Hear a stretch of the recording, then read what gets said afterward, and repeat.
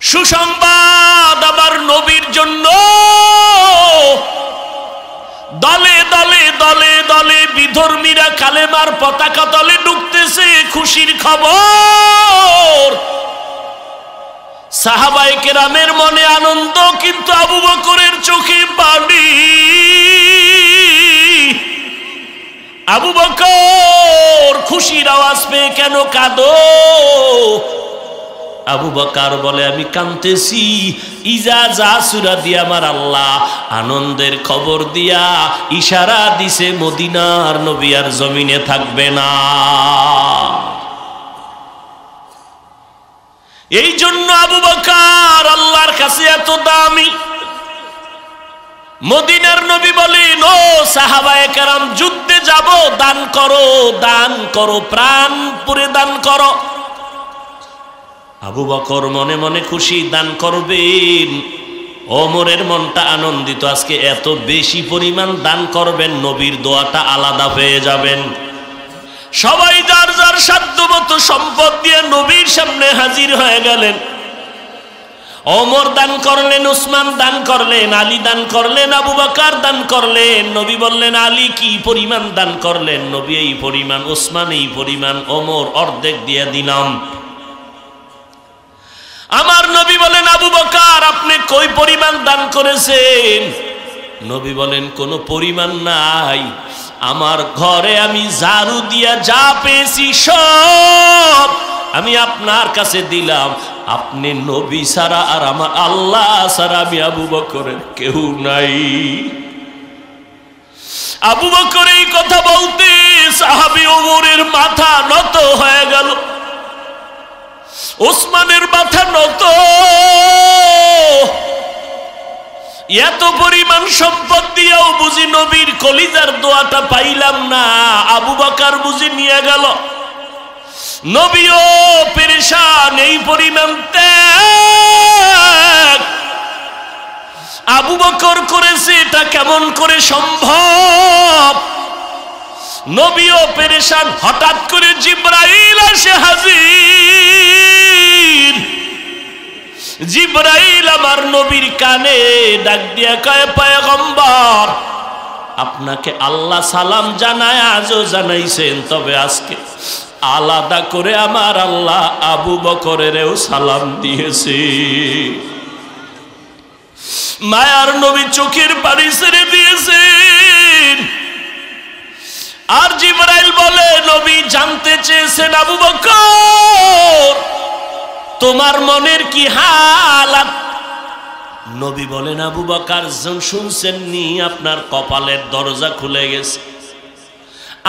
আজ আল্লাহ আপনাকে সালাম দিয়েছেন, আর আল্লাহ জানতে চেয়েছেন আপনি মনের কি হালাত।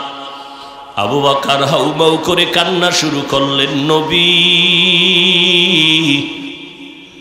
ও পয়গম্বর, আমি আবু বকরের মনের কি ভয়াত বলবো? আমি ছিলাম মক্কা নগরীতে এক জাহান্নামের আসামি। কে জানতো চিন্তা আমি আবু বকরকে? আজ আপনার সোহবতে আসার পর আমার আল্লাহ আমাকে সালাম পাঠাইছেন, এর থেকে পাওয়ার আর আবার কিছুই নাই রে নবী। কে সে আবু বকর? সারাটা রাত যদি শুধু আবু বকরের ঘটনা বলি শেষ করা যাবে না রে বাবা। জান্নাতের টিকিট পাইয়াও আবু বকর নামাজে দাঁড়ায় কাঁদতেছেন। নবীর জীবনে দুইটা সফর হয়েছে, একটা আনন্দের আর একটা কান্না। এক সফর আসমানে, আর এক সফর জমিনের ভেতরে।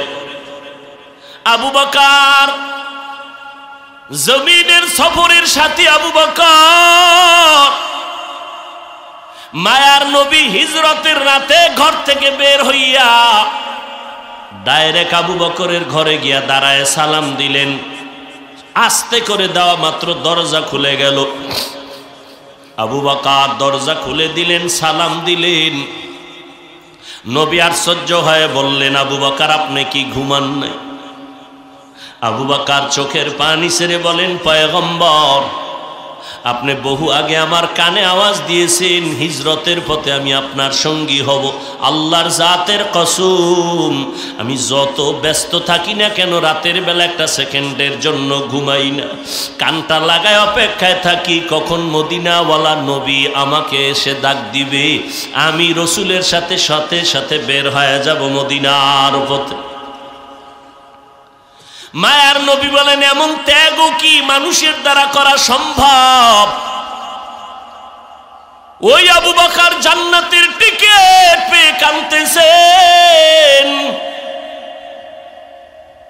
আমার নবী বলেন, খুশির কথা, জান্নাত আল্লাহ দিয়েছেন, জান মাল কিনে নিয়েছেন, এত খুশির কথা শুনে কাঁদবেন কেন? আবু বকর বলে, নবী আপনি জানেন আমি একটা দোকান দেই, কাপড়ের ব্যবসা করি। আমার দোকানে আজকে সকালবেলা একজন মহিলা এসে দাঁড়ায় গেল, নারী মহিলা ঈশা আমার দোকান থেকে অনেক দিন আগে একটা কাপড় কিনে নিয়েছিল, সেই কাপড়টা ফিরাইয়া দিয়ে গেল। আমি বিদায় বেলা মহিলাকে বলেছিলাম, আম্মা জান কাপড় দিয়ে ফেরত দিলেন কেন অতদিন পর? মহিলা ডাক দিয়া বলে, ভাইজান কাপড়টা নিয়েছি পছন্দ হয় না, এজন্য ওই সময় দেওয়া উচিত ছিল, ব্যস্ততা আসতে পারি নাই, আজকে ফিরাইয়া দিলাম, টাকা নিয়ে গেলাম। আবু বকর বলেন, ও পয়গম্বর, আপনার সোহবতে যে আল্লাহ দয়া করে জান্নাত দিয়েছেন, হাসরের ময়দানে আসামির কাঠগড়ায় যখন আল্লাহ দাঁড় করায় দিবেন, আল্লাহ বলবেন, আবু বকর আমার জান্নাতটা পাওয়ার জন্য তুমি কি কাজ করেছো পেশ করো। আমি আবু বকর যদি বলি, আল্লাহ আপনার সন্তুষ্টির জন্য জান্নাতের আশায় আমি নামাজ পড়েছি, তারাবি পড়েছি, জিকির তেলাওয়াত করেছি রে নবী। আল্লাহ পাক যদি বলে ফেলেন, ও আবু বকর তোমার নেক আমল, নামাজ রোজা হজ যাকাত তেলাওয়াতের সব আমল ফিরায় নাও, আমার জান্নাত তুমি আমারে দিয়া দাও। আমি যদি বলি, আল্লাহ আপনি ফিরাইয়া চাইলেন কেন? আল্লাহ যদি বলে, আবু বকর তোমার নামাজ আমার কাছে পছন্দ হয় নাই, ওই মহিলা যেমন কাপড় নিয়ে ফিরাইয়া দিছে কাপড় পছন্দ হয় নাই। আল্লাহ যদি বলে, ও আবু বকর তুমি যে জিকির করেছো আমার পছন্দ হয় নাই, তুমি যে তেলাওয়াত করেছো আমার পছন্দ হয় নাই, যেইভাবে তেলাওয়াত করলে আমি খুশি হইতাম ওইভাবে তেলাওয়াত করতে পারো নাই, যেইভাবে সেজদা দিলে আমি আল্লাহ খুশি হইতাম ওইভাবে সেজদা দিতে পারো নাই, যেইভাবে জিকির করলে আমি আল্লাহ খুশি হইতাম ওইভাবে জিকির করতে পারো নাই। এখন তোমার জানমাল তুমি নিয়ে যাও, আমার জান্নাত আমারে ফিরাইয়া দাও। সাথে সাথে অর্ডার হয়ে যাবে, জাহান্নামের ফেরেশতা আমার হাতে হ্যান্ডকাপ লাগায় দিবে। ও নবী আমি একটা সেকেন্ডের জন্য জাহান্নামের গরম সহ্য করতে পারবো না, সূর্যের গরম সহ্য করতে পারবো না। ও নবী আপনিই তো বয়ান করিয়া বলেছেন হাসরের ময়দানটা বড় ভয়ঙ্কর হবে। আম্মা জান আয়েশা রাদিয়াল্লাহু তাআলা আনহা বলেন, একদিন দেখি আমার মায়ার নবী আমার হুজরায় বসে বসে বসে বসে গুনগুন করে কান্না করেন। আমি আয়েশা প্রশ্ন করলাম, পয়গম্বর আপনি কেন কান্না করেন? আমি আয়েশা কোনো বেয়াদবি করছি নাকি নবী? আমার নবী বলেন, আয়েশা তুমি কেন বেয়াদবি করবা? বলে, নবী আমার তো বয়স অনেক কম, 6 বছরে আপনার সাথে আমার বিবাহের বন্ধন হলো, 9 বছরে আমি আপনার ঘরে আসছি, 18 বছরের সময় নবী দুনিয়ার থেকে বিদায় নিলেন।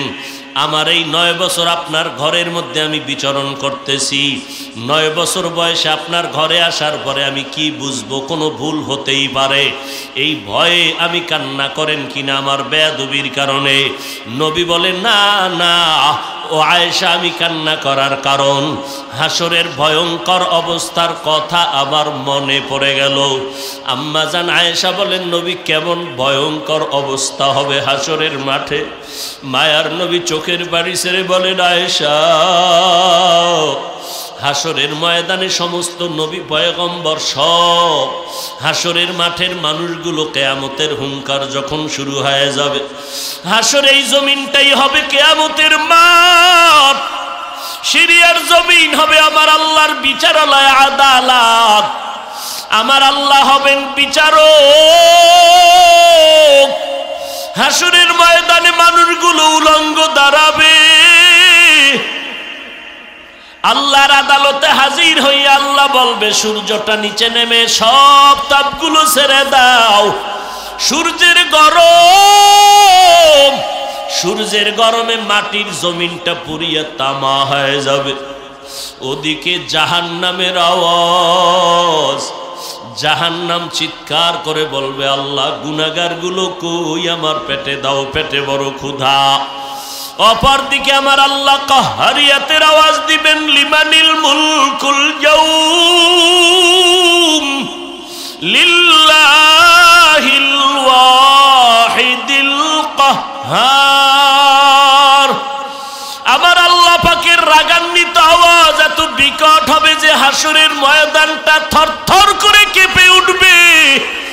আমার মায়ার নবী কাঁদেন আর বলেন আয়েশা,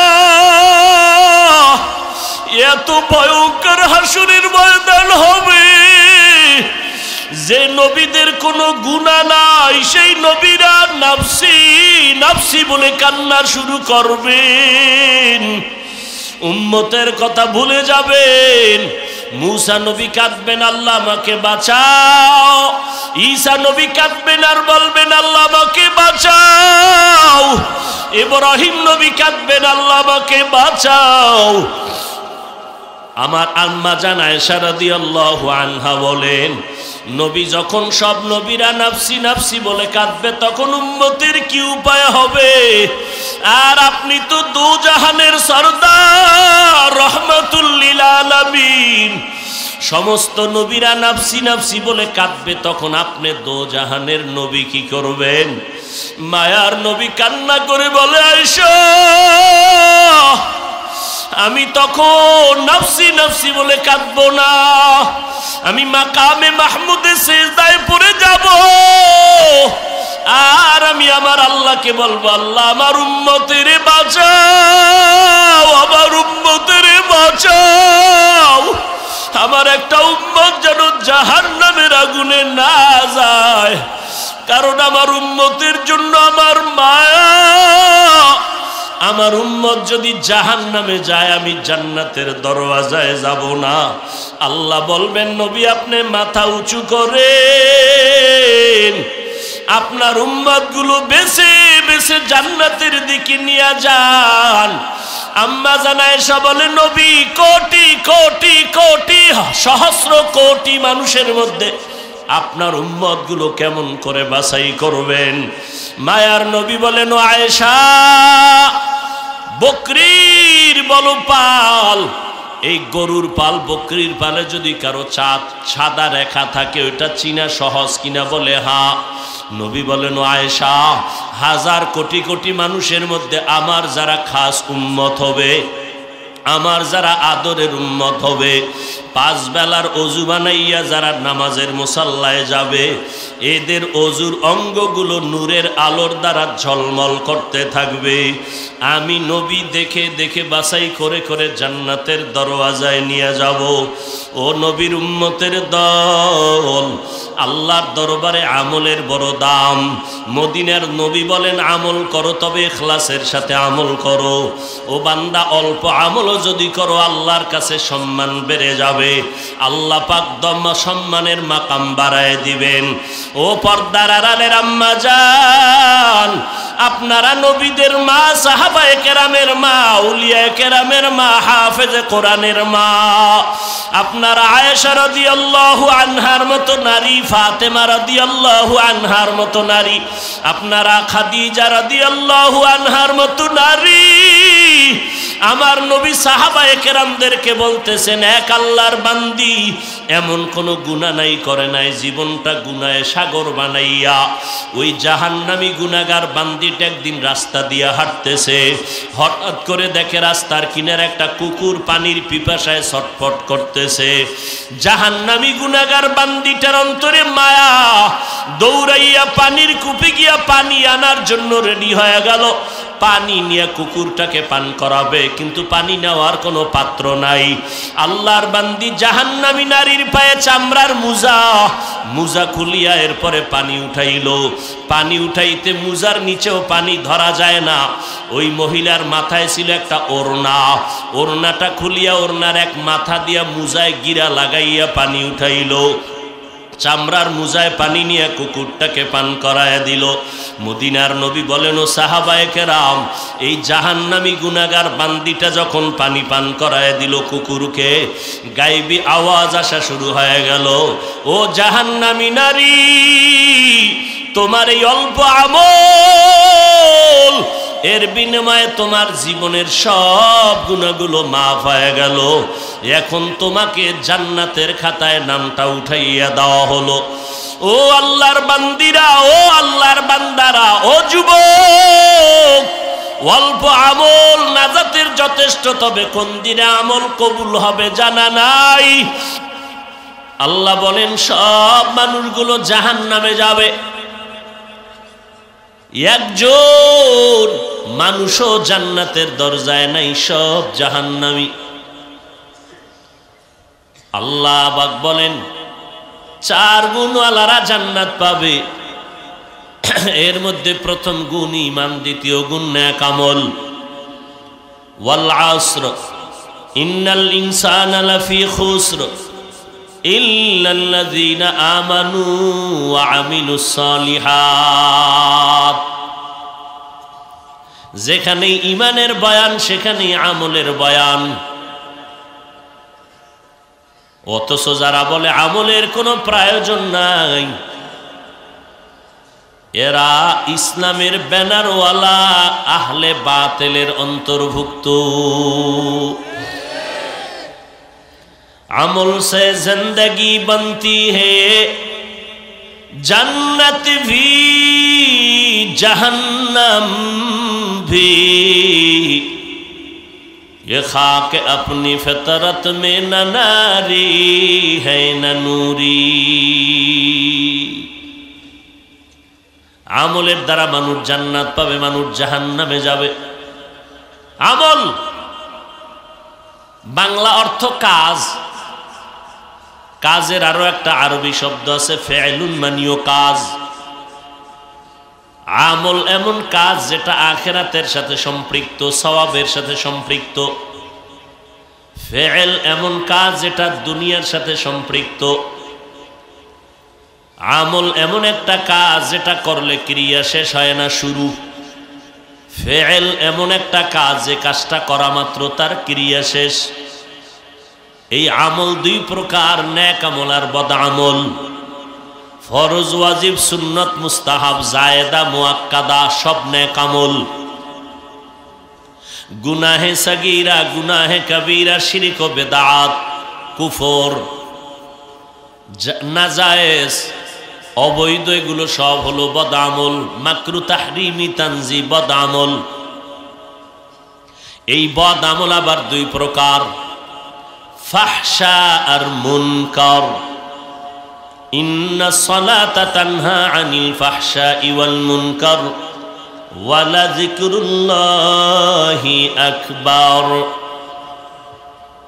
নিশ্চয়ই নামাজ মানুষকে সমস্ত পাপাচার থেকে ফিরায় দিবে। নামাজ ফাহশা ও বদ আমল, মুনকার ও বদ আমল।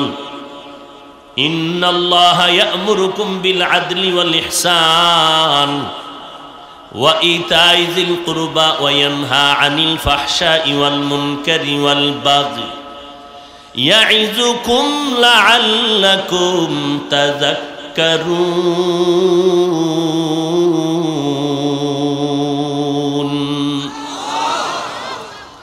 ফাহশা ও বদ আমল, মুনকার ও বদ আমল।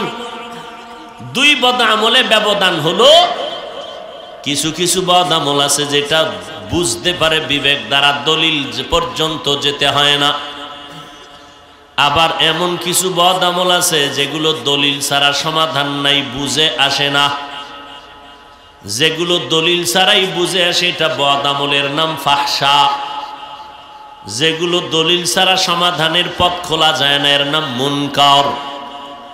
যেমন মিথ্যা কথা বলা বদ আমল না নেক আমল? কি ভাই কথা বলতে হবে? বদ আমল। এটা বুঝার জন্য দলিল লাগবে? মিথ্যা কথা বলা বদ আমল বুঝতে দলিলের প্রয়োজন আছে?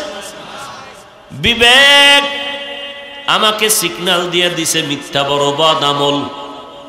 কারণ দুনিয়ার কোনো বেঈমান কোনো মুমিন এই মিথ্যা পছন্দ করে না।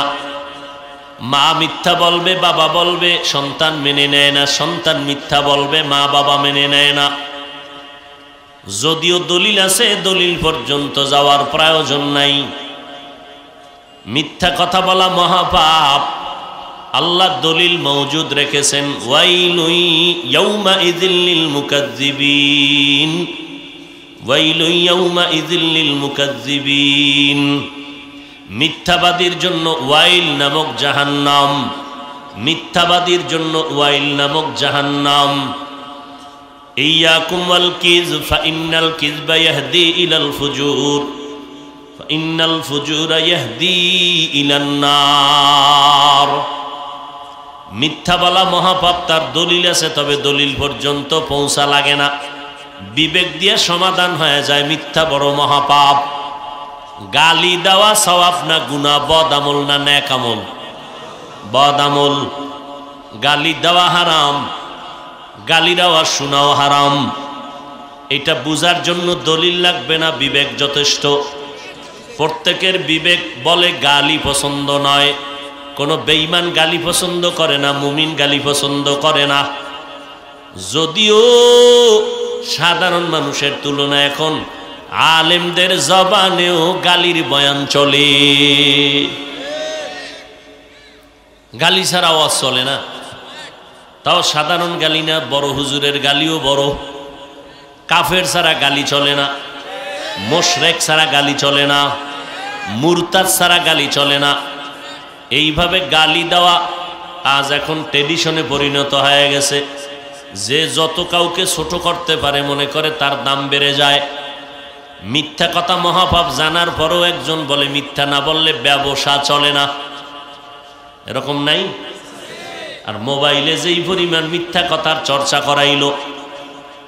10টার সময় ঘুম থেকে উঠা স্যারের টেলিফোন করলেন, স্যার আপনি কই আছেন? স্যারে মনে করছি কোন বিপদ জানি, কয় আমি দুনিয়াই নাই। মোবাইল কানে নিয়ে আমি জমিনেই নেই। মিথ্যার একমাত্র গোডাউন এই মোবাইলের দ্বারা। গালি দেওয়া মহাপাপ, তবে এটা বদামল ফাহশা। বদামলের আর এক প্রকার হলো মুনকার।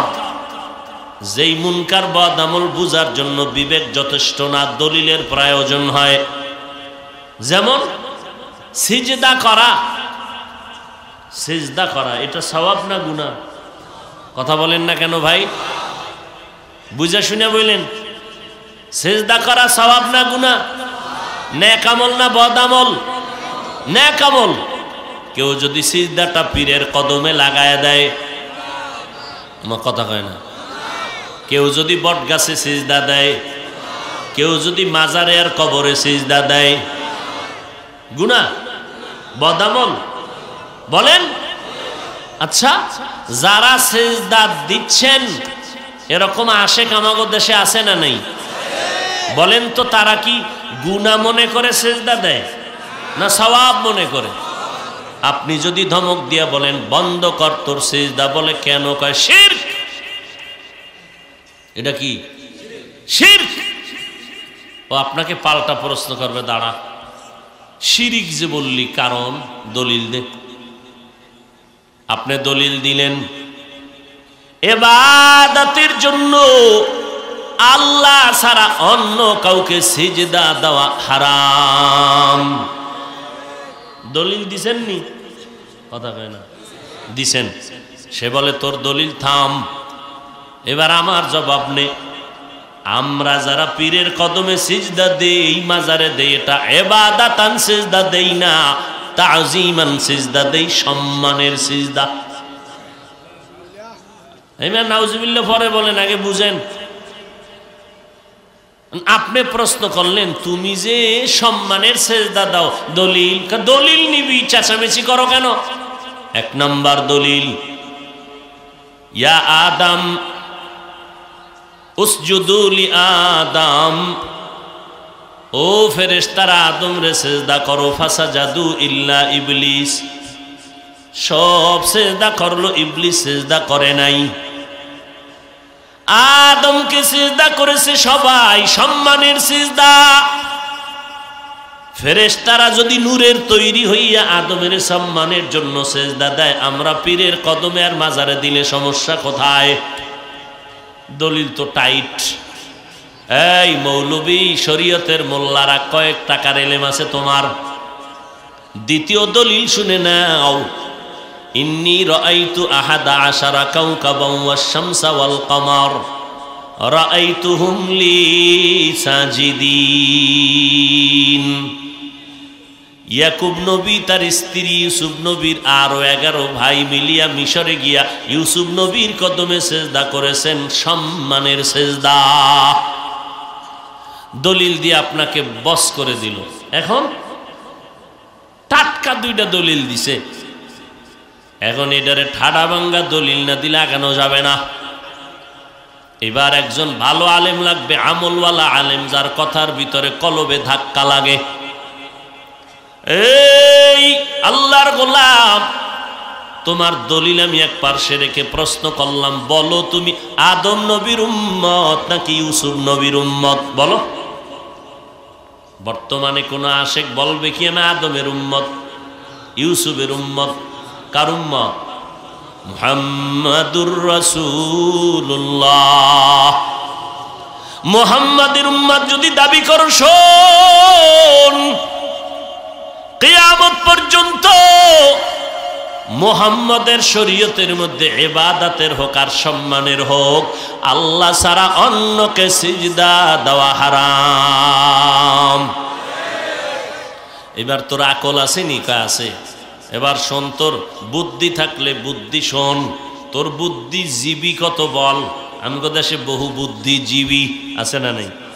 ও ভাই, বুদ্ধি জীবী, জীবী কত? 1 না 2 না 4 জিবি? একজনে খামার জিবি নেই কেন? আরেকজনে কয় জিবি আছে, হ্যাং হয়ে গেছে জিবি। আমগো দেশের বুদ্ধিজীবীদের বুদ্ধি মাঝে মাঝে হ্যাং হয়ে যায়, ঠিক নেই? বুদ্ধিজীবীদের বুদ্ধি হ্যাং হওয়ার কারণে এরা আলেমদের নামে লিস্টি বানায়। আল্লাহ বানাইছে মেনে নিতে পারে না। কেন পারে না? যুক্তির বানানে না হিংসা? সহ্য করতে পারে না। মানুষ বানরের থেকে আসছে। গাঁজাখুরি কথা, গাঁজা খাইলেও তো এত আজে বাজে কথা বলেন। আল্লাহ হেদায়াত দান করুন। ভাইরা আমার, মানুষ বানাইছেন আমার আল্লাহ। ইয়া আইয়ুহান নাসুত্তাকু রাব্বাকুম, ও দুনিয়ার মানুষ তোমরা ভয় করো আল্লাহকে, তোমাদের রবকে, রবেরে ভয় করো। আল্লাহ তাআলা বলেন, আল্লাযী খালাকাকুম মিন নাফসিন ওয়াহিদাহ ওয়া খালাকা মিনহা যাওজাহা ওয়া বাসসা মিনহুমা রিজালান কাসীরান ওয়া নিসাআ। আল্লাহ কেমনে মানুষ বানাইছেন সব বলে দিলেন। এটারে বাদ দিয়া আমরা নিজের বুদ্ধিজীবীকে প্রচার করতে চাই। জীবী মাঝে মাঝে হ্যাং হয়ে যায়। তবে যাদের কাছে কোরআন হাদিসের ইলম আছে তাদের বুদ্ধি সহসায় হ্যাং হয় না,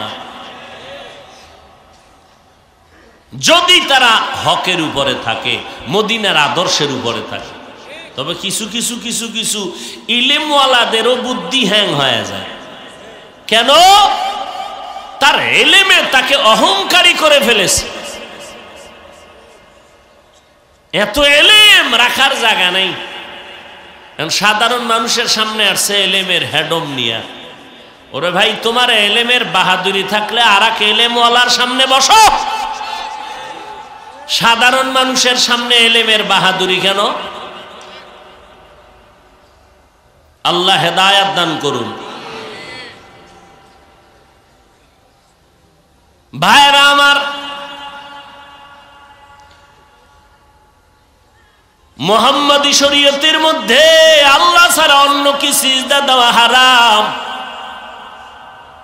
আচ্ছা, যদি তুমি সিজদা দিতে চাও সম্মানের জন্য তোমার পীরের পায়ে, মাজারে, দরবারে, একটু জবাব দাও, আমার নবী মুহাম্মদের থেকে বড় পীর সাহেব আছে কে? আমার নবীর থেকে বড় পীর সাহেব নাই? আব্দুল কাদের জিলানী, খাজা মঈনুদ্দিন, কেউ নাই? সবাই একমত আমার নবীজির থেকে দামি কোনো পীর নাই। জমিনের মধ্যে মাজার আছে না? মাজার বলেন, আমার নবীজির মাজার থেকে দামি মাজার কোনটা? ইব্রাহিম নবীর মাজার, মুসা নবীর মাজার। দ্বিতীয় কথায় আমরা সবাই একমত, এক নম্বরে আমার নবীর মতো কোনো পীর নাই, দ্বিতীয় নবীর মাজারের মতো কোনো দামি মাজার নাই। তিন নম্বর কথা, আমগো দেশে দরবার শরীফ আসেনি? বলেন, মদিনার দরবার থেকে দামি দরবার কোনটা? আজমিরের দরবার, নিজামুদ্দিন আউলিয়ার দরবার, মাইজ ভান্ডারের দরবার, আদ্রশির দরবার, চরমনাই সারসিনার দরবার। তিনটা কথা একমত হয়ে গেলাম, নবীর থেকে জমিনের মধ্যে কোনো পীর নাই। আমার নবীর মাজার শরীফ থেকে জমিনে কোনো দামি মাজার নাই। আমার মদিনার দরবার থেকে দামি কোনো দরবার নাই। মাজারে সেজদা দিলে যদি আল্লাহ খুশি হয়, প্রথম সেজদা মদিনার নবীর মাজারে লাগাও। দরবারে গরু আর উট কাটলে যদি সওয়াব হয়, মদিনার দরবারে আগে বড় গরু নিয়ে জবাই করো। মাজারে মোমবাতি জ্বালাইলে যদি আল্লাহ খুশি হয়, বড় একটা মোম অর্ডার দিয়া বিমানে নিয়ে তারপরে মদিনার রওজায় মোমবাতি জ্বালাও। বলো জাতি জানতে চাই, মদিনার নবীর মাজারে আর মদিনার দরবারে সেজদা চলেনি, মোমবাতি জ্বলেনি, গরু জবাই চলেনি।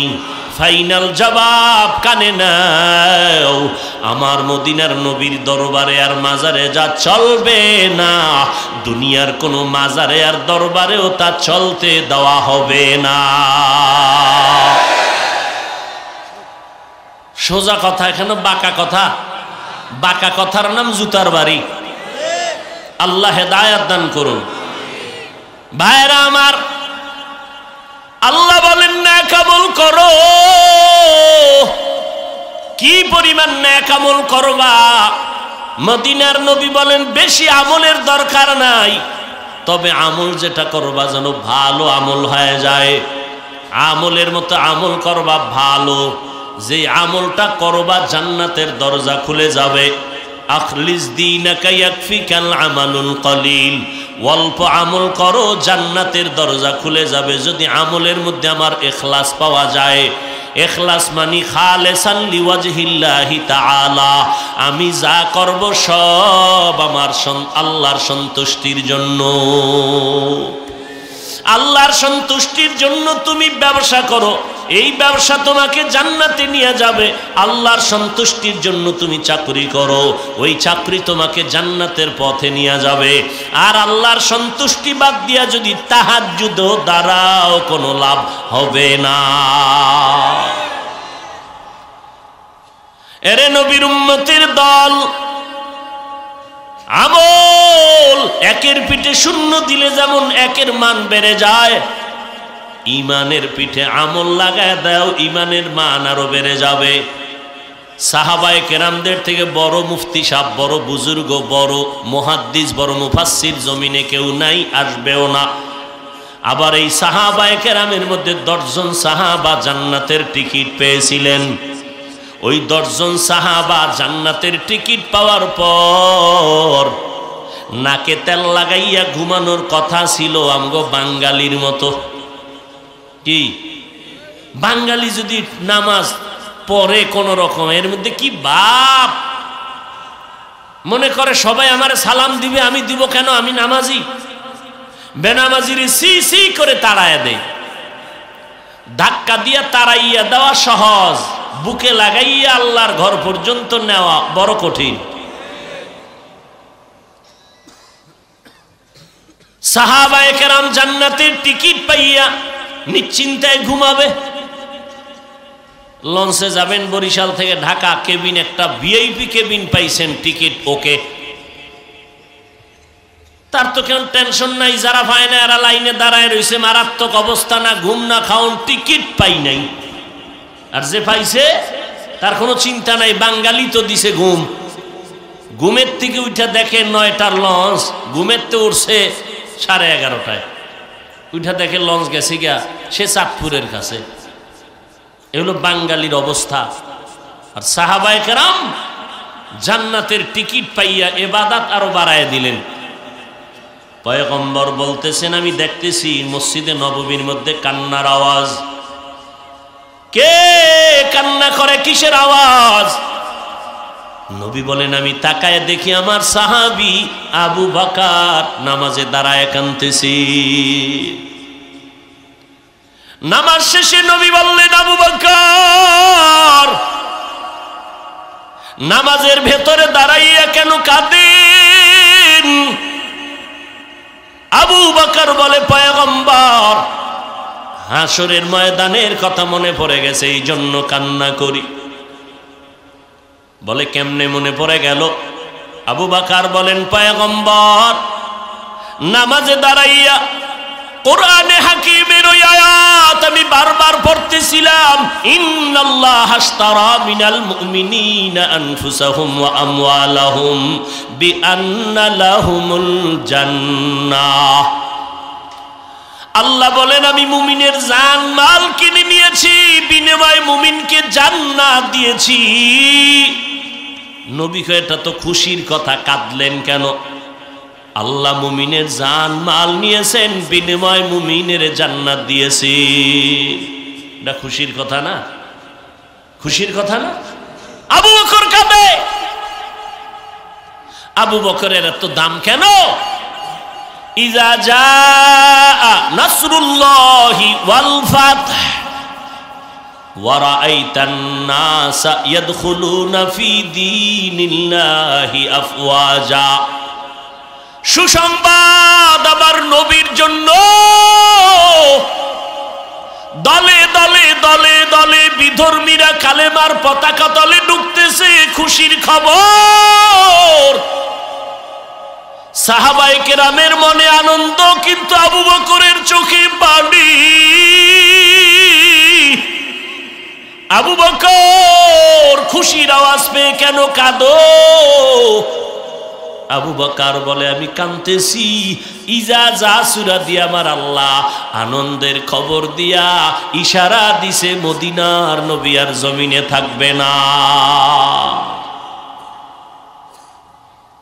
এই জন্য আবু বকর আল্লাহর কাছে এত দামি।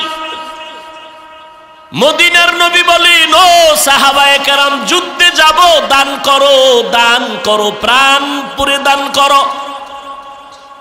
আবু বকর মনে মনে খুশি, দান করবেন। ওমরের মনটা আনন্দিত, আজকে এত বেশি পরিমাণ দান করবেন, নবীর দোয়াটা আলাদা পেয়ে যাবেন। ওসমান রাদিয়াল্লাহু তাআলা আনহু আনন্দে আনন্দে বাড়ি যায়, আমি বেশি দান করব, নবীর দোয়াটা আলাদা পেয়ে যাব।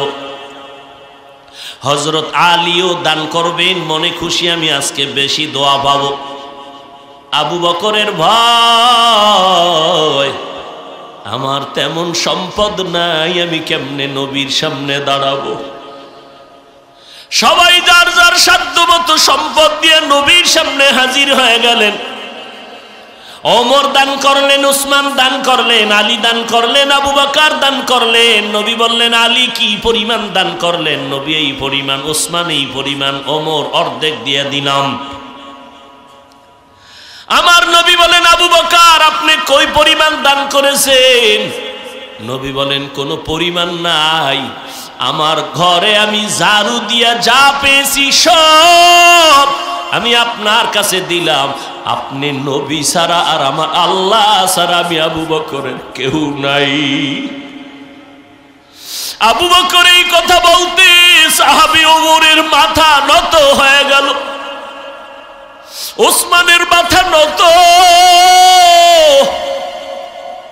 এত পরিমাণ সম্পদ দিয়েও বুঝি নবীর কলিজার দোয়াটা পাইলাম না। আবু বকর বুঝি নিয়ে গেল, নবীও পেরেশান, এই পরিমাণ ত্যাগ। আবু বকর করেছে, এটা কেমন করে সম্ভব? নবীও পেরেশান। হঠাৎ করে জিবরাইল এসে হাজির। জিবরাইল আমার নবীর কানে ডাক দিয়া কয়, পয়গম্বর, আপনাকে আল্লাহ সালাম জানায়, আজও জানাইছেন, তবে আজকে আলাদা করে আমার আল্লাহ আবু বকরেরও সালাম দিয়েছে। মায়ার নবী চোখের পানি ছেড়ে দিয়েছেন। আর জিবরাইল বলে, নবী জানতে চেয়েছেন, আবু বকর তোমার মনের কি হালাত? নবী বলেন, আবু বকর শুনছেন নি, আপনার কপালের দরজা খুলে গেছে। আজ আল্লাহ আপনাকে সালাম দিয়েছেন, আর আল্লাহ জানতে চেয়েছেন আপনি মনের কি হালাত। আবু বকর হাউমাউ করে কান্না শুরু করলেন, নবী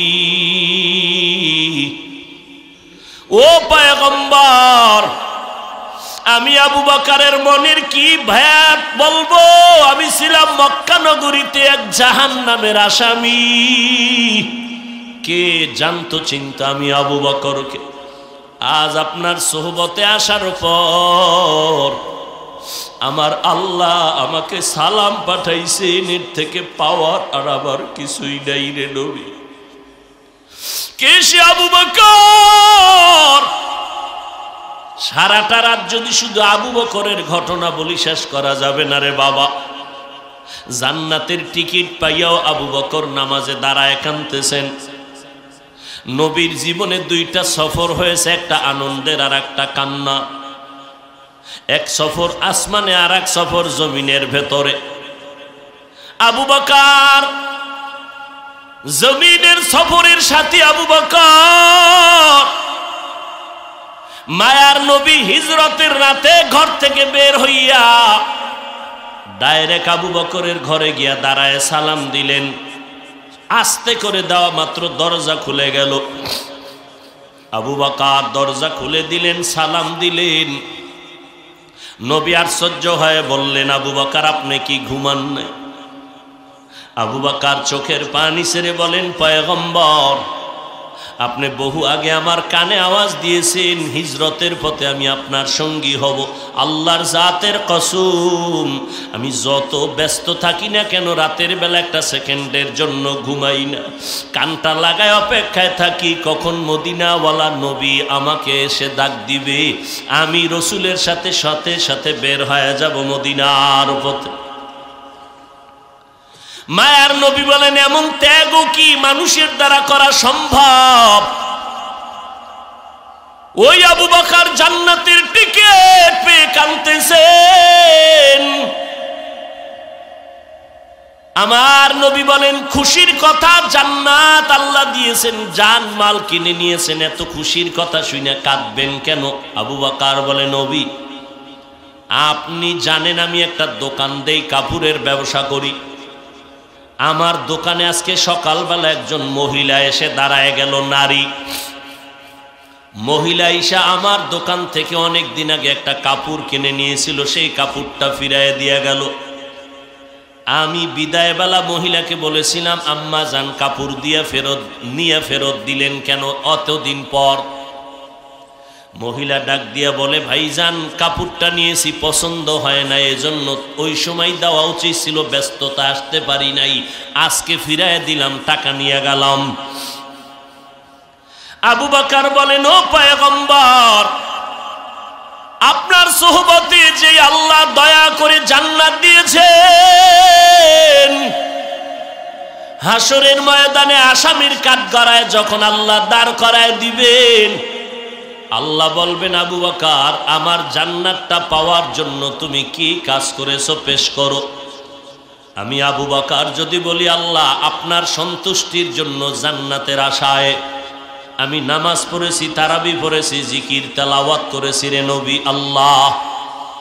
আল্লাহ পাক যদি বলে ফেলেন, ও আবু বকর তোমার নেক আমল, নামাজ রোজা হজ যাকাত তেলাওয়াতের সব আমল ফিরায় নাও, আমার জান্নাত তুমি আমারে দিয়া দাও। আমি যদি বলি, আল্লাহ আপনি ফিরাইয়া চাইলেন কেন?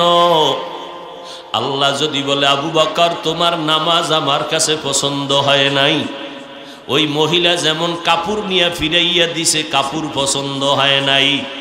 আল্লাহ যদি বলে ও আবু বকর তুমি যে জিকির করেছো আমার পছন্দ হয় নাই, তুমি যে তেলাওয়াত করেছো আমার পছন্দ হয় নাই, যেইভাবে তেলাওয়াত করলে আমি খুশি হইতাম ওইভাবে তেলাওয়াত করতে পারো নাই, যেইভাবে সেজদা দিলে আমি আল্লাহ খুশি হইতাম ওইভাবে সেজদা দিতে পারো নাই, যেইভাবে জিকির করলে আমি আল্লাহ খুশি হইতাম ওইভাবে জিকির করতে পারো নাই। এখন তোমার জানমাল তুমি নিয়ে যাও, আমার জান্নাত আমারে ফিরাইয়া দাও। সাথে সাথে অর্ডার হয়ে যাবে, জাহান্নামের ফেরেশতা আমার হাতে হ্যান্ডকাপ লাগায় দিবে। ও নবী আমি একটা সেকেন্ডের জন্য জাহান্নামের গরম সহ্য করতে পারবো না, সূর্যের গরম সহ্য করতে পারবো না। ও নবী আপনিই তো বয়ান করিয়া বলেছেন হাসরের ময়দানটা বড় ভয়ঙ্কর হবে। আম্মা জান আয়েশা রাদিয়াল্লাহু তাআলা আনহা বলেন একদিন দেখি আমার মায়ার নবী আমার হুজরায় বসে বসে বসে বসে গুনগুন করে কান্না করেন।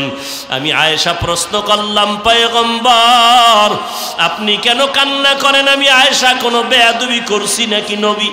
আমার নবী বলেন আয়েশা তুমি কেন বেয়াদবি করবা? বলে নবী আমার তো বয়স অনেক কম, 6 বছরে আপনার সাথে আমার বিবাহের বন্ধন হলো, 9 বছরে আমি আপনার ঘরে আসছি, 18 বছরের সময় নবী দুনিয়ার থেকে বিদায় নিলেন। আমার এই 9 বছর আপনার ঘরের মধ্যে আমি বিচরণ করতেছি, 9 বছর বয়সে আপনার ঘরে আসার পরে আমি কি বুঝবো? কোনো ভুল হতেই পারে, এই ভয়ে আমি কান্না করেন কিনা আমার বেয়াদবির কারণে? নবী বলে না না ও আয়েশা আমি কান্না করার কারণ হাসরের ভয়ঙ্কর অবস্থার কথা আমার মনে পড়ে গেল। আম্মা জান আয়েশা বলেন নবী কেমন ভয়ঙ্কর অবস্থা হবে হাসরের মাঠে? মায়ার নবী চোখের বাড়ি ছেড়ে বলেন আয়েশা হাসরের ময়দানে সমস্ত নবী পয়গম্বর সব হাসরের মাঠের মানুষগুলো কিয়ামতের হুঙ্কার যখন শুরু হয়ে যাবে, হাসর এই জমিনটাই হবে কিয়ামতের মাঠ, সিরিয়ার জমিন হবে আমার আল্লাহর বিচারালয় আদালত, আমার আল্লাহ হবেন বিচারক। হাসরের ময়দানে মানুষগুলো উলঙ্গ দাঁড়াবে, আল্লাহর আদালতে হাজির হইয়া আল্লাহ বলবে সূর্যটা নিচে নেমে সব তাপগুলো ছেড়ে দাও। সূর্যের গরম, সূর্যের গরমে মাটির জমিনটা পুড়িয়া তামা হয়ে যাবে। ওদিকে জাহান্নামের আওয়াজ, জাহান্নাম চিৎকার করে বলবে আল্লাহ গুনাহগারগুলো কই? আমার পেটে দাও, পেটে বড় ক্ষুধা। অপরদিকে আমার আল্লাহ কাহারিয়াতের আওয়াজ দিবেন লিমানিল মুলকুল ইয়াউম লিল্লাহিল ওয়াহিদিল কাহ্হার। আমার আল্লাহ পাকের রাগান্বিত আওয়াজ এত বিকট হবে যে হাসরের ময়দানটা থরথর করে কেঁপে উঠবে। আমার মায়ার নবী কাঁদেন আর বলেন আয়েশা এত ভয়ঙ্কর হাসরের ময়দান হবে যে নবীদের কোনো গুনাহ নাই সেই নবীরা নাফসি নাফসি বলে কান্না শুরু করবেন, উম্মতের কথা ভুলে যাবেন। মুসা নবী কাঁদবেন আল্লাহ আমাকে বাঁচাও, ঈসা নবী কাঁদবেন আর বলবেন আল্লাহ আমাকে বাঁচাও, ইব্রাহিম নবী কাঁদবেন আল্লাহ আমাকে বাঁচাও। আমার আম্মা জান আয়েশা রাদিয়াল্লাহু আনহা বলেন নবী যখন সব নবীরা নাফসি নাফসি বলে কাঁদবে তখন উম্মতের কি উপায় হবে? আর আপনি তো দুজাহানের সরদার রহমাতুল লিল আলামিন, সমস্ত নবীরা নাফসি নাফসি বলে কাঁদবে তখন আপনি দুজাহানের নবী কি করবেন? মায়ার নবী কান্না করে বলে আয়েশা আমি তখন নাফসি নাফসি বলে কাঁদবো না, আমি মাকামে মাহমুদে সিজদায় পড়ে যাব আর আমি আমার আল্লাহকে বলবো আল্লাহ আমার উম্মতের বাঁচাও, আমার উম্মতের বাঁচাও, আমার একটা উম্মত যেন জাহান্নামের আগুনে না যায়। কারণ আমার উম্মতের জন্য আমার মায়া। আমার উম্মত যদি জাহান্নামে যায় আমি জান্নাতের দরওয়াজায় যাব না। আল্লাহ বলবেন নবী আপনি মাথা উঁচু করেন, আপনার উম্মতগুলো বেছে বেছে জান্নাতের দিকে নিয়ে যান। আম্মা জান আয়েশা বলে নবী কোটি কোটি কোটি সহস্র কোটি মানুষের মধ্যে আপনার উম্মতগুলো কেমন করে বাছাই করবেন? মায়ার নবী বলেন ও আয়েশা, বকরির বলো পাল, এই গরুর পাল বকরির পালে যদি কারো সাদা রেখা থাকে ওইটা চিনা সহজ কিনা? বলে হ্যাঁ। নবী বলেন ও আয়েশা, হাজার কোটি কোটি মানুষের মধ্যে আমার যারা খাস উম্মত হবে, আমার যারা আদরের উম্মত হবে, 5 বেলার অজু বানাইয়া যারা নামাজের মুসাল্লায় যাবে, এদের অজুর অঙ্গগুলো নূরের আলোর দ্বারা ঝলমল করতে থাকবে। আমি নবী দেখে দেখে বাছাই করে করে জান্নাতের দরওয়াজায় নিয়ে যাব। ও নবীর উম্মতের দল, আল্লাহর দরবারে আমলের বড় দাম। মদিনার নবী বলেন আমল করো, তবে ইখলাসের সাথে আমল করো। ও বান্দা অল্প আমলও যদি করো আল্লাহর কাছে সম্মান বেড়ে যাবে, আল্লাহ পাক সম্মানের মাকাম বাড়ায় দিবেন। ও পর্দার আড়ালের আম্মা জান, আপনারা নবীদের মা, সাহাবায়ে কেরামের মা, আউলিয়ায়ে কেরামের মা, হাফেজে কোরআনের মা, আপনারা আয়েশা রাদিয়াল্লাহু আনহার মতো নারী, ফাতেমা রাদিয়াল্লাহু আনহার মতো নারী, আপনারা খাদিজা রাদিয়াল্লাহু আনহার মতো নারী। আমার নবী সাহাবায়ে কেরামদেরকে বলতেছেন এক আল্লাহর বান্দি এমন কোনো গুনাহ নাই করে নাই জীবনটা গুনাহে সাগর বানাইয়া। ওই জাহান্নামী গুনাহগার বান্দিটা একদিন রাস্তা দিয়া হাঁটতেছে, হঠাৎ করে দেখে রাস্তার কিনারে একটা কুকুর পানির পিপাসায় ছটফট করতেছে। জাহান্নামী গুনাহগার বান্দিটার অন্তরে মায়া, দৌড়াইয়া পানির কূপে গিয়া পানি আনার জন্য রেডি হয়ে গেল। পানি নিয়ে কুকুরটাকে পান করাবে, কিন্তু পানি নেওয়ার কোনো পাত্র নাই। আল্লাহর বান্দি জাহান্নামী নারীর পায়ে চামড়ার মুজা খুলিয়া এরপরে পানি উঠাইল। পানি উঠাইতে মুজার নিচেও পানি ধরা যায় না। ওই মহিলার মাথায় ছিল একটা ওড়না, ওড়নাটা খুলিয়া ওড়নার এক মাথা দিয়া মুজায় গিরা লাগাইয়া পানি উঠাইল। চামড়ার মুজায় পানি নিয়ে কুকুরটাকে পান করায় দিল। মদিনার নবী বলেন ও সাহাবায়ে কেরাম, এই জাহান্নামী গুনাহগার বান্দিটা যখন পানি পান করায় দিল কুকুরকে, গায়েবী আওয়াজ আসা শুরু হয়ে গেল, ও জাহান্নামী নারী, তোমার এই অল্প আমল এর বিনিময়ে তোমার জীবনের সব গুনাহগুলো মাফ হয়ে গেল। এখন তোমাকে জান্নাতের খাতায় নামটা উঠাইয়া দেওয়া হলো। ও আল্লাহর বান্দিরা, ও আল্লাহর বান্দারা, ও যুবক, অল্প আমল নাজাতের যথেষ্ট, তবে কোন দিনে আমল কবুল হবে জানা নাই। এই জন্য আমলের দরজা বন্ধ করা যাবে না। আর একজন আল্লাহর বান্দি জীবন ভর নেক আমল করলো, কিন্তু জীবনের শেষে একটা ছোট্ট অন্যায় করেছে, যেটা সামান্য। একটা বিড়ালকে ঘরের খাঁচায় আটকাইয়া খানাও দেয় নাই, কোথাও খাওয়ার সুযোগও দেয় নাই। ওই বিড়ালটা ধুকে ধুকে ক্ষুধার তৃষ্ণায় মরিয়া গেল। মদিনার নবী বলেন ও সাহাবায়ে কেরাম, ওই মহিলার জীবনের আমলের পরে শেষ জীবনে সামান্য একটা অন্যায় করার কারণে গায়েবী আওয়াজ আসলো, ও নারী, তোমার এই একটা ভুলের কারণে জীবনের সব নেক আমলগুলো বরবাদ হয়ে গেল। ও নবীর উম্মতের দল, এই জন্য নবী হাদিসে বলেন ছোট ছোট আমলকে ছোট মনে করে ছাড়িও না, কারণ আল্লাহ যদি ছোট একটা আমলে ক্ষমা করিয়া দেয়, তোমার আমার কাছে ওই ছোটটাই অনেক বড় হয়ে যাবে।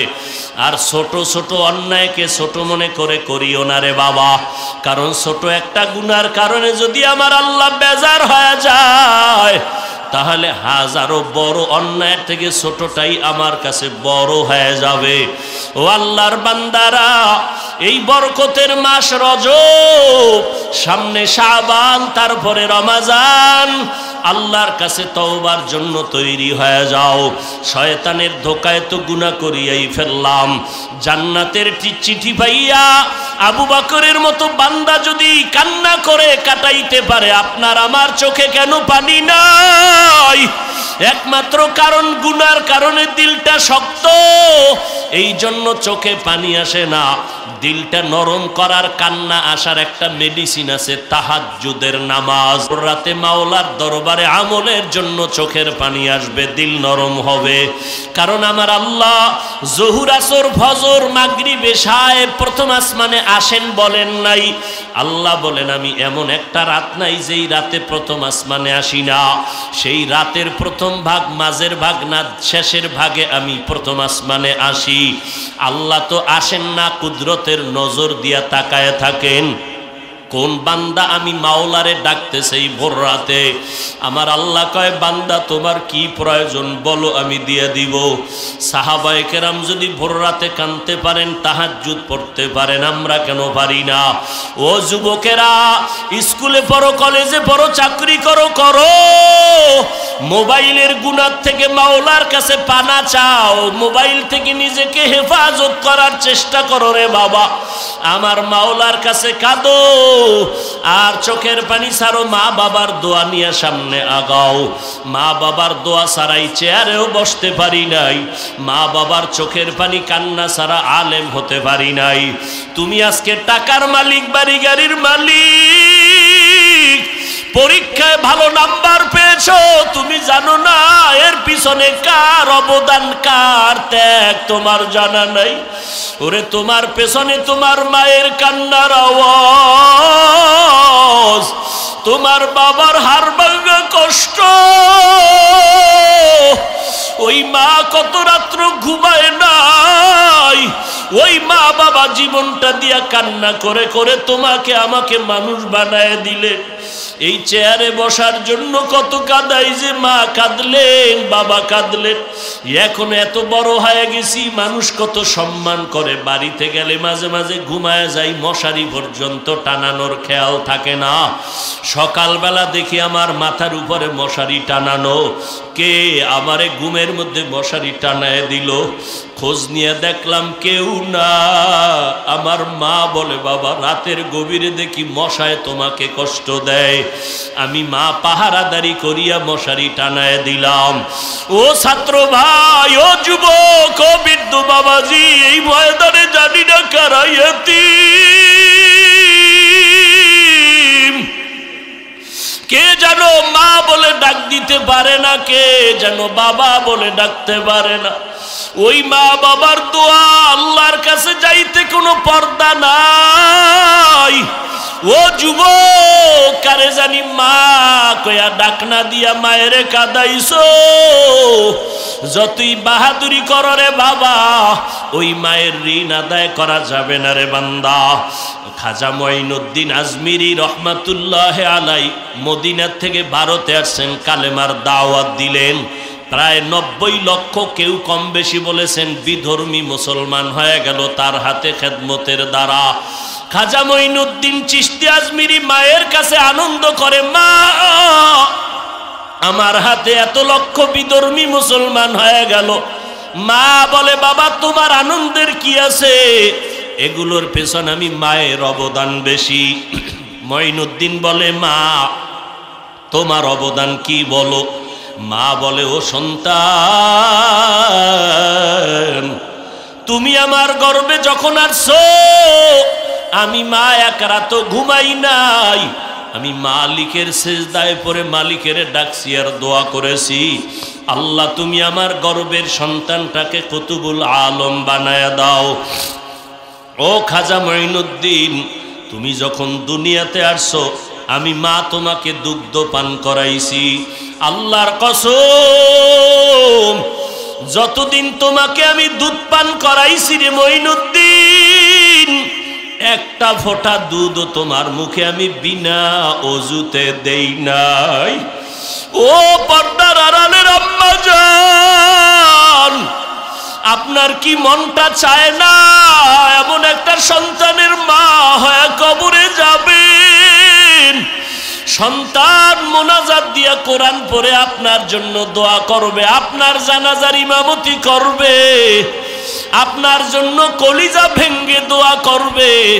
আপনার সন্তানের ডাক্তার বানাবেন আলহামদুলিল্লাহ, ইঞ্জিনিয়ার বানাবেন আলহামদুলিল্লাহ, বাধা নাই। তবে আপনার সন্তানটাকে কোরআনওয়ালা বানায় যান, কোরআন পড়ায় যান। আপনি মা আদর্শ দিয়া সন্তানকে আদর্শওয়ালা বানায় যান। আপনার সন্তানের ব্যবহারে যেন আলেম ওলামারা কষ্ট না পায়, আপনার ব্যবহারে যেন এলাকার মুরব্বীরা কষ্ট না পায়, আপনার সন্তানের আচরণে যেন কোনো মানুষ কষ্ট না পায়। আপনি যদি আদর্শ দিতে পারেন, সন্তান আদর্শওয়ালা হয়ে যাবে। এই জমিনে যত দেখেন ডিসি সাহেবের ব্যবহার অনেক ভালো, চেয়ারম্যান সাহেবের ব্যবহার ভালো, এসপি ওসি সাহেবের ব্যবহার ভালো। খোদার কসম করে বলে গেলাম, যত ভালো ভালো বলবেন, খোঁজ দিয়ে দেখবেন এই ভালোর পেছনে ভালো মায়ের আদর্শ নিহিত আছে। ওই মা বাবার দোয়া নিয়ে সামনে আগাউরে যুবক, কয়দিন আর দুনিয়ায় বাহাদুরি করবারে বাবা। এমন একটা দিন নাই যে যুবকের লাশের খবর নাই। এখনো যারা আমল করতে পারো না, তওবা করো, মনে মনে আমার আল্লাহকে ডাকো আর আল্লাহকে বলো, আল্লাহ এত সুন্দর এক বেহেশতের বাগানে বসিয়া দেখি কত মানুষের চোখে পানি, আমার চোখে কেন পানি নাই? অবশ্যই আমার মা বাবা বুঝি বেজার হয়ে গেল, গুনার কারণে আমার আল্লাহ বেজার হয়ে গেল। সূর্যের গরম সইতে পারি না, মশার কামড় সইতে পারি না। ওরে গুনাহগার হইয়া যদি কবরে যাও, ওই কবরে জাহান্নামের গরম কেমন করে সহ্য করবা? ওই কবরের মাটির চাপ কেমনে সহ্য করবা? ওরে বান্দা, ঘুমানোর আগে একটু চিন্তা করিয়া তওবা করো আর আল্লাহকে মনে মনে বলো, আল্লাহ জীবনে শয়তানের ধোকায় অন্যায় তো কম করি নাই, আলেমের বিরুদ্ধে তো কম অপপ্রচার চালাই নাই, কোরআন হাদিসের বিরোধিতা তো কম করি নাই, মা বাবারে কষ্ট তো কম দেই নাই। আজকে থেকে আল্লাহ তোমার কাছে মাথা নত করে তওবা করতেছি। জীবনে মরিয়া গেলে যাব, হায়াতের মালিক আল্লাহ, ইজ্জতের মালিক আল্লাহ, রিজিকের মালিক আল্লাহ। আমার আল্লাহ বলে তুমি মুফতি না হইয়া মরিও না, বলে নাই ওয়ালা তামুতুন্না ইল্লা ওয়া আনতুম মুসলিমুন। আল্লাহ বলেন মুসলমান না হইয়া কবরে আসবা না, বক্তা না হইয়া আসবা না বলে নাই, শাইখুল হাদিস না হইয়া মরিও না বলে নাই, মুফতি সাহেব না হইয়া মরিও না বলে নাই, doctor professor engineer chairman MP না হইয়া মরিও না বলে নাই। আল্লাহ বলে তোমার মাওলানাগিরি, মুফতিগিরি, শাইখুল হাদিসগিরি, বক্তাগিরির দাম আমার কাছে নাই, তোমার চেয়ারম্যানগিরি, এমপিগিরির দাম আমার কাছে নাই। আমার কাছে একমাত্র দাম হলো তুমি মুসলমান হইয়া আসো। মুসলমান হওয়া, ডাক্তার হওয়া, বক্তা হওয়া বড় সহজ, মুসলমান হওয়া বড় কঠিন। পীর হওয়া বড় সহজ, মুসলমান হওয়া বড় কঠিন। এই জন্য আল্লাহ মুমিনকে বলেন মুসলমান হইয়া কবরে আসো। আল্লাহর কাছে মুসলমান হইয়া হাজিরা দেওয়ার জন্য নিজের গুনাহমুক্ত জিন্দেগি তৈরি করা লাগবে। আজকে থেকে তওবা করে নিব, মরিয়া গেল নামাজ ছাড়বো না, বেপরদায় চলবো না, দাড়ি কাটবো না, আর কোনোদিন জবান দ্বারা গালি দিব না, মিথ্যা বলবো না, গীবত শেকায়াত করবো না, ওলামায়ে আহলে হকের পরামর্শ নিয়ে চলবো, মা বাবার খেদমত করব, দোয়া নিব। তওবার উপরে মজবুত হইয়া চলার তৌফিক দান করেন, আমিন। মাদ্রাসার মুহতামিম সাহেব হুজুর, আমার কলিজার টুকরা, হাজারো লাখো আলেমের উস্তাদ হযরত আমাদেরকে নিয়ে দোয়া করবেন। আমি শুরুতেও বলেছি,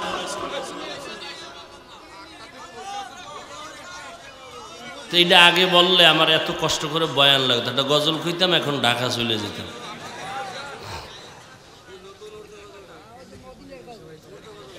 जिंदगी में बंदगी तू कर नहीं,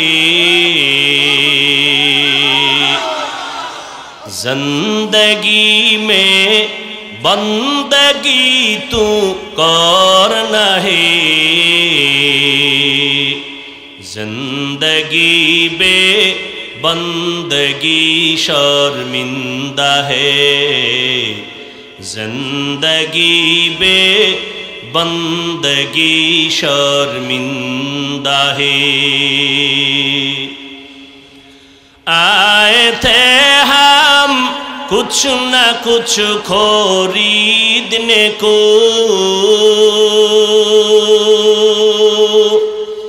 جیسے ہو روشن میرے قلب و روح آئے تھے ہم کچھ نہ کچھ خریدنے کو جیسے ہو روشن میرے قلب و روح ورنہ کوئی چارہ دو جہاں میں نہیں ورنہ کوئی چارہ دو جہاں میں نہیں زندگی میں بندگی تو کرنا ہی زندگی میں بندگی تو کرنا ہے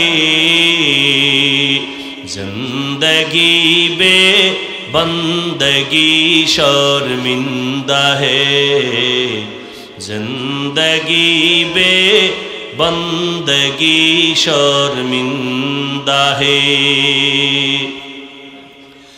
دنیا میں ہو دنیا کا طلبگار نہ ہو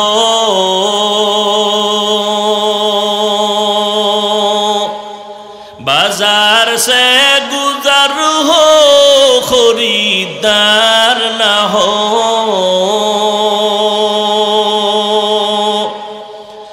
دنیا میں ہو دنیا کا طلبگار نہ ہو بازار سے گزر ہو خریدار نہ ہو یہ دنیا ایک مثل کاغذ پھول ہے یہ دنیا ایک مثل کاغذ پھول ہے زندگی میں بندگی تو کرنا ہے زندگی میں بندگی تو کرنا ہے زندگی بے بندگی شرمندہ ہے زندگی بے بندگی شرمندہ ہے زندگی بے بندگی شرمندہ ہے استغفر اللہ العظیم الذی لا الہ الا هو الحی القیوم واتوب الیہ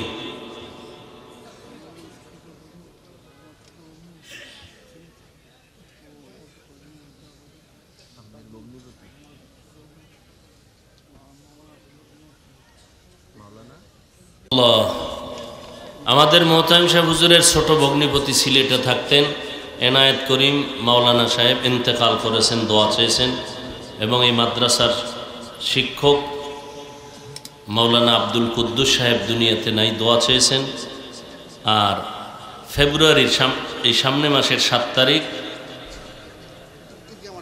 হেমায়েতুদ্দিন ঈদগাহ মাঠে বিশাল ওলামা মাশায়েখ সম্মেলন ওয়াজ মাহফিল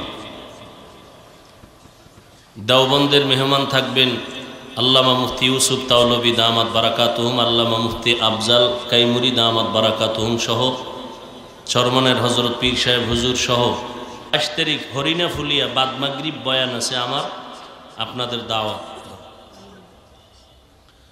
দোয়া চাই দোয়া করি আল্লাহ পাক আমাকেও কবুল করেন রিয়া হাসাদ কিবির থেকে মুক্ত রেখে ইখলাস দান করেন আলহামদুলিল্লাহি রাব্বিল আলামিন والصلاة والسلام على سيد الأنبياء والمرسلين وعلى آله وأصحابه أجمعين নবীজি হাদিসে বলেছেন যারা দোয়ার শুরুতে তিনবার মুহাব্বতে ইয়া আরহামার রাহিমিন পড়বে তাদের দোয়া আল্লাহ খালি ফেরত দিবেন না। ইয়া আরহামার রাহিমিন, ইয়া আরহামার রাহিমিন, ইয়া আরহামার রাহিমিন।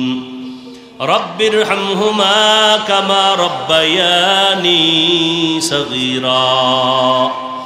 আল্লাহুম্মা ইন্নাকা আফুউন কারীম তুহিব্বুল আফওয়া ফা'ফু আন্নী। আল্লাহুম্মা ইন্না নাসআলুকা রিযাকা ওয়াল জান্নাহ ওয়া নাউযু বিকা মিন সাখাতিকা ওয়ান নার।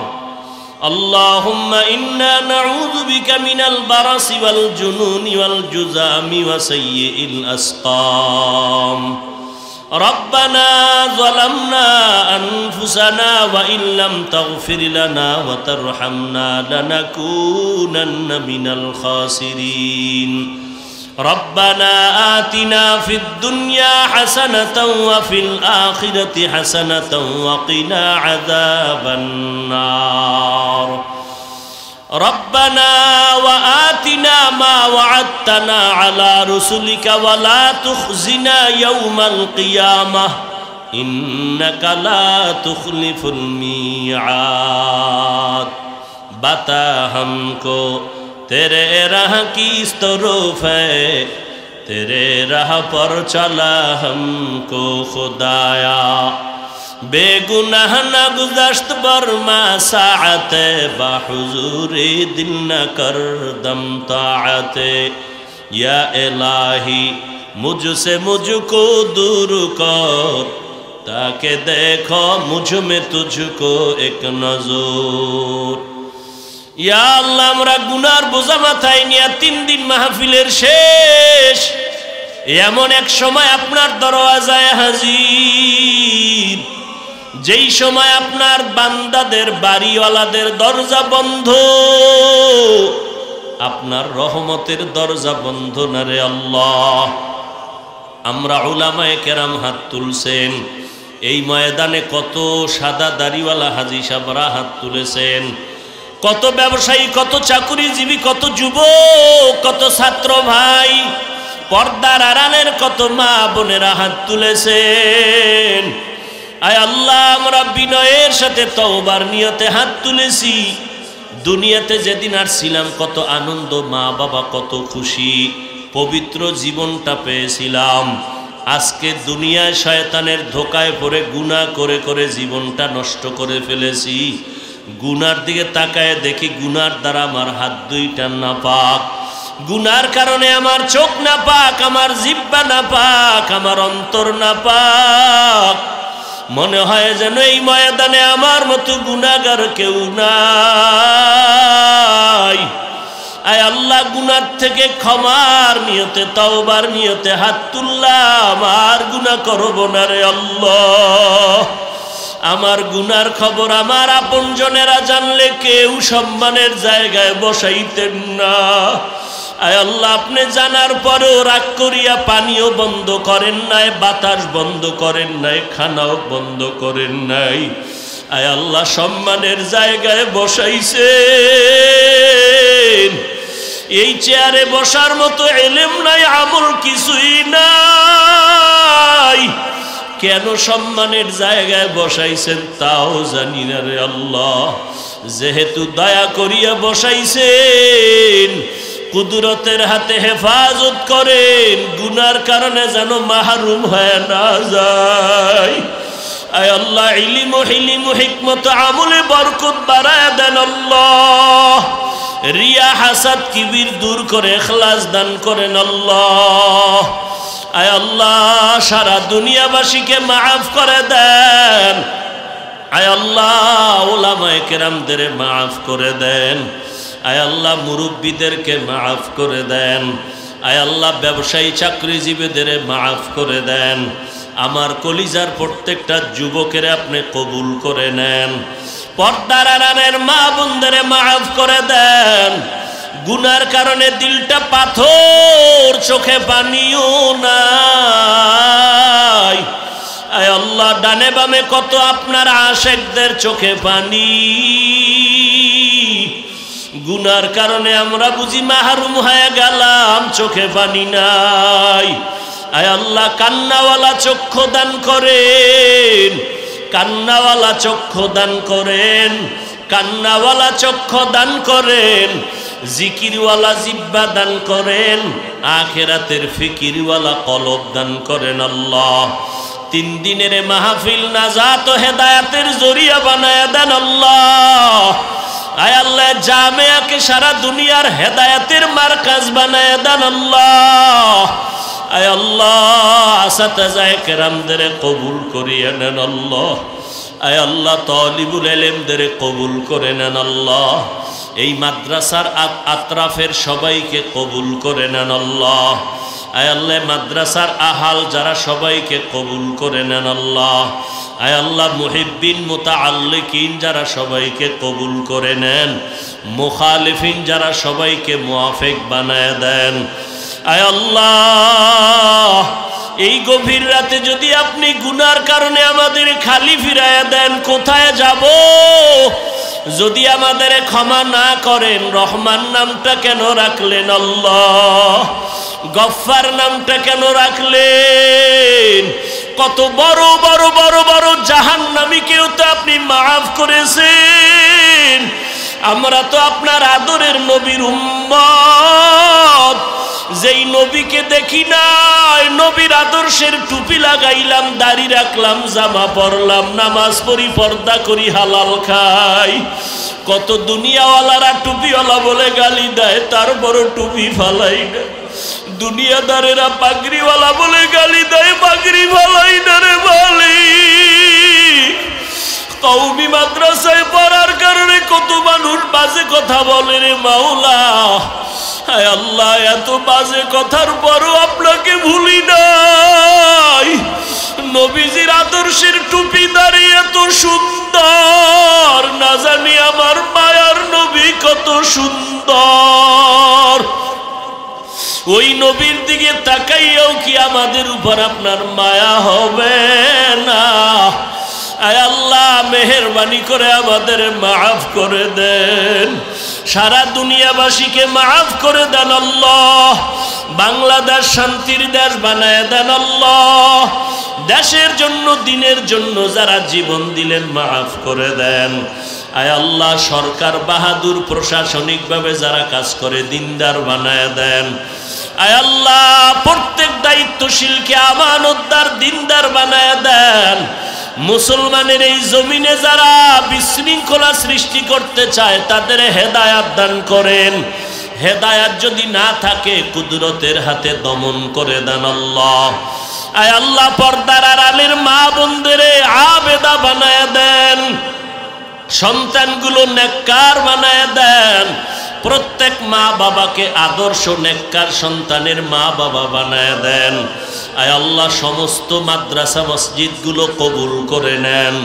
আয় আল্লাহ, মাদ্রাসা মসজিদের প্রয়োজন গায়বী খাজানার থেকে ব্যবস্থা করে দেন। আল্লাহ, অন্যান্য শিক্ষা প্রতিষ্ঠানগুলো নবীর আদর্শের আদলে কবুল করে নেন। আয় আল্লাহ, আমাদের ঈমান আমলের শক্তি বাড়ায় দেন, বাতিলের মোকাবেলায় বিজয় দান করেন, ইসলামের ব্যানারওয়ালা দুশমন থেকে হেফাজত করেন, আহলে হক উলামায়ে কেরামের বিজয় দান করেন, আদবওয়ালা বিনয়ী জিন্দেগি দান করেন। আয় আল্লাহ, মেহেরবানি করে দিলের নেক আশাগুলো পূরণ করে দেন। আমরা যারা হাত তুলেছি, জানি না কার মা নাই, কার বাবাও নাই। আয় আল্লাহ, এতিমের মতো এখানে হাত তুলেছেন। ও সন্তানেরা, ওই মা বাবার চেহারাটাও কি মনে পড়ে না? ওই মা বাবার জন্য কি অন্তরে মায়া হবে না?